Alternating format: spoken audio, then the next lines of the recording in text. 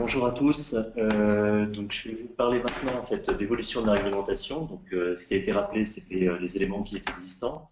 Alors, donc, des éléments sur ce qui va arriver dans les prochains mois, en gros, dans l'année qui vient. Donc, c'est des indications donc, ces éléments sont directement liés au projet de loi sur la transition énergétique qui est encore en cours d'examen et qui sera bientôt adopté. Mais ça nous paraissait intéressant de pouvoir déjà donner des indications sur les orientations qui sont envisagées aujourd'hui.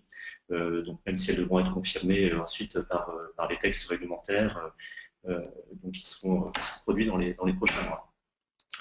Alors tout d'abord, je vais simplement resituer, donc rappeler les éléments du cadre réglementaire, donner quelques éléments sur le bilan de la mise en œuvre suite à la première échéance, donc le 31 décembre 2012, et donc pour vous présenter ensuite les conséquences, enfin, donc les éléments qui sont prévisibles compte tenu du projet de loi sur la transition énergétique actuellement disponible.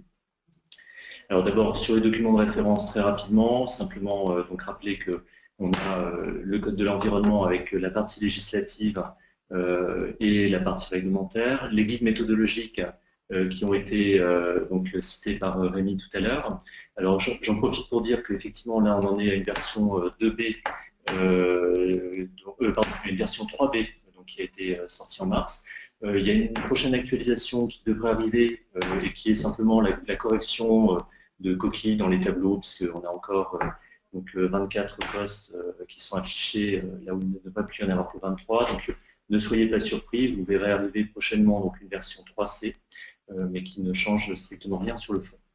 Et puis donc toujours par rapport aux aspects réglementaires, donc un élément qui est important pour nous pour préparer l'ensemble des textes, c'est le pôle de coordination nationale qui a été créé par donc, le décret de 2011 et qui nous sert non seulement à travailler sur les guides méthodologiques, à effectuer, mais aussi donc, à effectuer un suivi de la réglementation et donc aussi à soumettre des projets de textes réglementaires avant leur adoption. Ensuite, donc, après ce bref rappel sur le cadre réglementaire, je vais passer. Alors, juste un petit souci pour. Voilà, pardon, j'ai un problème pour passer à la deuxième slide. Donc, un rappel, enfin, quelques indications sur le bilan de la première échéance.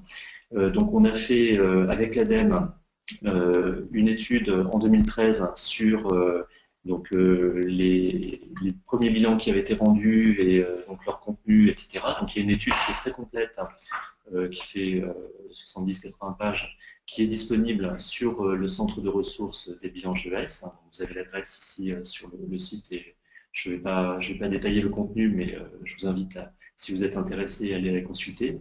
Et ce que j'indiquais là simplement sur cette slide, c'est les taux de retour qu'on avait. Alors là, c'est le dernier sondage qu'on a fait de façon un peu globale sur l'ensemble des régions pour la fin juin 2014, où on constatait un taux de retour qui était de 52% sur un total de 5000 organismes qui sont concernés, et avec le détail qui indiquait les taux de retour pour les entreprises, les établissements publics, les collectivités.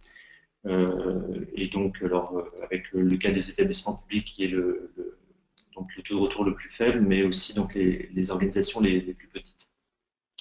Donc c'était simplement un bref, quelques indications sur la première échéance, pour passer maintenant donc, à ce qui est prévu dans le cadre des prochains mois. Alors le projet de loi sur la transition énergétique, il n'y a pas directement d'article qui traite des bilans GES et de leur évolution. Les bilans GES sont mentionnés, mais donc pour renvoyer à des travaux ultérieurs. Donc, ce qui est indiqué, c'est qu'on va, dans le cadre d'ordonnances, donc qui devrait être adopté après le projet de loi, on va donc venir modifier un certain nombre de sujets. Et donc, le projet de loi, par contre, définit ce sur quoi les ordonnances vont pouvoir porter et fixe aussi le délai donc, pour la prise de ces ordonnances, puisque au total, une fois le projet de loi adopté, nous aurons 12 mois pour passer ces ordonnances. Alors, juste une indication sur le calendrier de la loi avant de passer au contenu des ordonnances. La loi, on a passé la deuxième lecture et donc elle devrait être adoptée. Donc c'est dans le courant de l'été, c'est maintenant très très proche. Et donc la période de 12 mois, ça nous amène jusqu'à l'été 2016, sachant qu'en fait l'objectif, ça sera de pouvoir passer les nouvelles ordonnances le plus rapidement possible. Et donc on espère bien pouvoir avoir ces nouvelles ordonnances beaucoup plus rapidement. Alors ensuite, sur les sujets qui seront à traiter dans le cadre de ces ordonnances, en fait il y en a 3. Et ils sont clairement indiqués dans l'article 46 du projet de loi. Le premier, c'est la question de la périodicité. Ensuite, nous avons la question des sanctions et ensuite la question des publications. Donc sur le premier point, la périodicité, alors je rappelle simplement qu'actuellement, les bilans GES, quels que soient les types d'organisations, collectivités, entreprises ou établissements publics, sont dus tous les 3 ans. Alors, ce qui posait notamment un problème dans le cas des entreprises, avec l'arrivée des audits énergétiques, donc les premiers audits sont dus pour décembre 2015, donc ça tombe plutôt pas trop mal pour la première échéance, puisque il y a pas mal d'entreprises qui vont du coup avoir à faire leur actualisation de bilan GES en même temps que leur audit énergétique, mais à terme ça posait problème, puisque donc pour les échéances suivantes, on avait un décalage dans la périodicité des 2 exercices, alors qu'il y a beaucoup de données qui sont communes, ce qui était donc assez dommage. Donc, ce qui est envisagé, alors encore une fois, je précise que pour l'instant, il n'y a pas de texte réglementaire qui a été mis en consultation, donc il n'y a pas de projet qui soit même sur la table. Simplement, ce qui vous est présenté ici, c'est sur la base des discussions qui ont déjà eu lieu dans le cadre du pôle de coordination nationale que j'indiquais tout à l'heure, et donc c'est des choses qui sont envisagées. Sur la périodicité,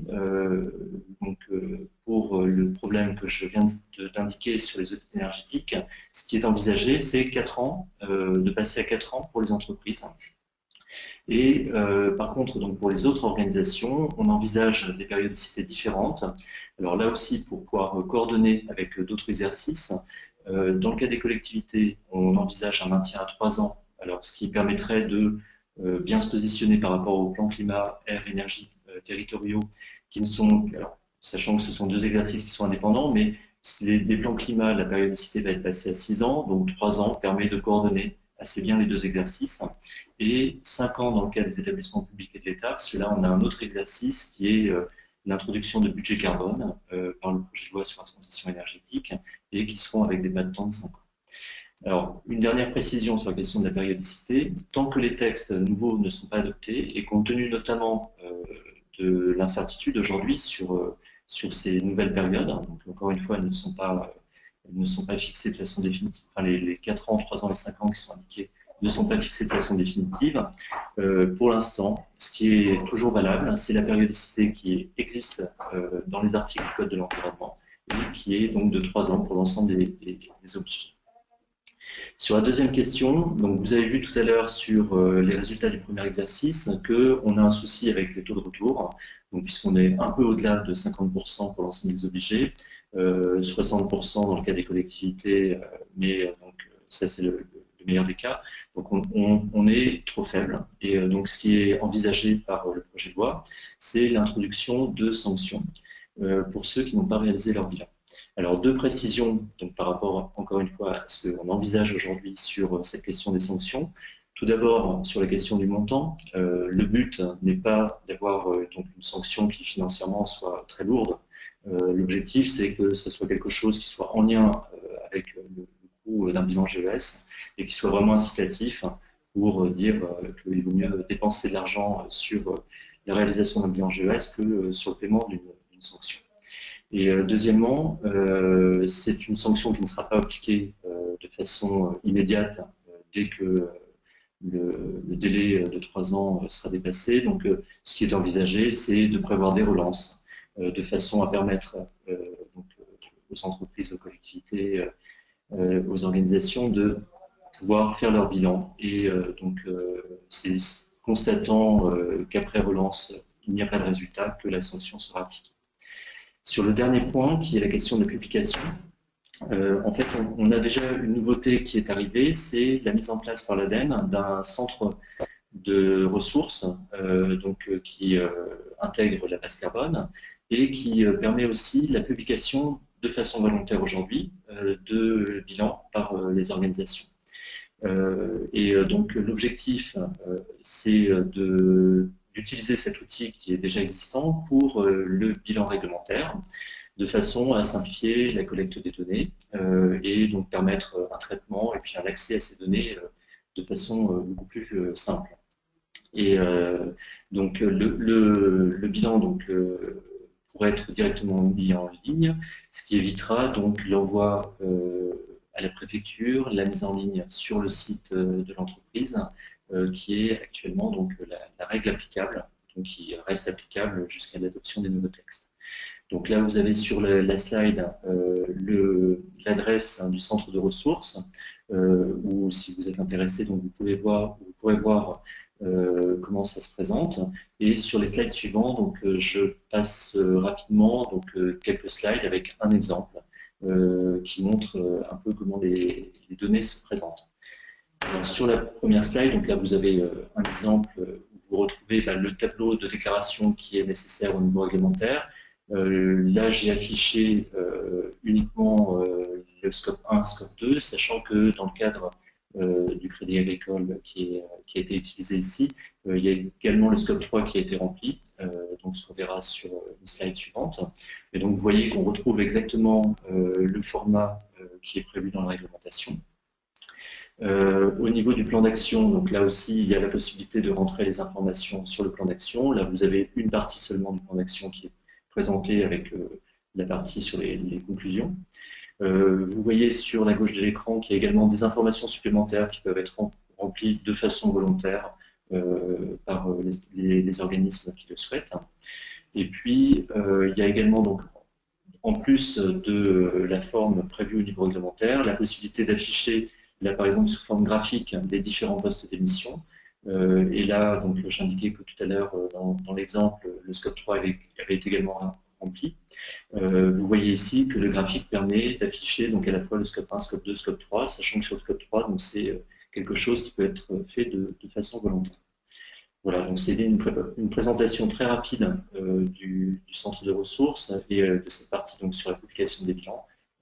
Encore une fois, donc il y a des explications plus longues qui sont disponibles en ligne et que je vous invite à consulter si vous êtes intéressé. J'en ai terminé donc avec la présentation des, encore une fois, donc, projets d'évolution de la réglementation qui seront concrétisés dans les prochains mois.